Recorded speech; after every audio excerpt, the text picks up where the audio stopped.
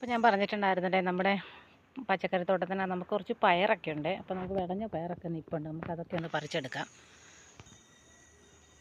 അപ്പോൾ കുറച്ചൊക്കെ ഇതാ വിളഞ്ഞിട്ടുണ്ട്.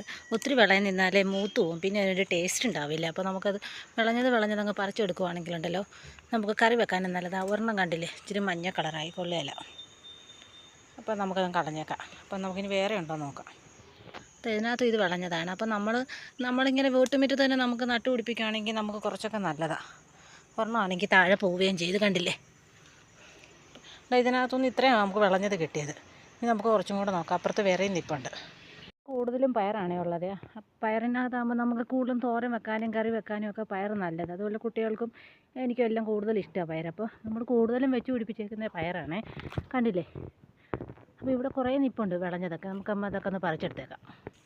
ഇതിനകത്തുനിന്ന് നമുക്ക് ഇത്രയുമാണ് കിട്ടിയത്, കണ്ടില്ലേ. കുറച്ച് ഇതിനകത്തുനിന്ന് 5-6 കിട്ടിയിട്ടുണ്ട്. അപ്പോൾ പലയിടത്തായിട്ട് നട്ടേക്കുന്നതുകൊണ്ട് തന്നെ നമുക്ക് കറി വെക്കാനും തോരൻ വെക്കാനും മെഴുക്കുവരട്ടി വെക്കാനും ഒക്കെ നമുക്ക് നന്നായിട്ട് തന്നെ കിട്ടും. കുറച്ചിനി നിൽപ്പുണ്ട് പൊട്ടായിട്ടുള്ളത്, വിളഞ്ഞിട്ടില്ല. അപ്പോൾ നമുക്ക് അടുത്തതിലും നോക്കാം. ഇവിടെ പിന്നെ നമുക്ക് പയറും ചോളവും എല്ലാം ഉണ്ട് കേട്ടോ. അപ്പോൾ ചോളവും പയറാണ് നമുക്കിവിടെ കൂടുതലുള്ളത്. ചോളവും ഉണ്ട്, ചോളത്തിൻ്റെ പൂക്കളാണ് ഈ കാണുന്നതെല്ലാം. ചോളം ആവുന്നുണ്ട്, ചെറിയ ചെറിയ ചോളമൊക്കെ ആവുന്നുണ്ട്. അപ്പോൾ നമുക്ക് അന്നേരം ഇതിനകത്തെ പയറും കൂടെ പറിച്ചേക്കാം. ഇതിന് നന്നായിട്ട് തന്നെ വിളഞ്ഞൊക്കെ നിൽപ്പുണ്ട്. അപ്പോൾ കുറച്ച് പറിച്ചെടുത്തേക്കാം.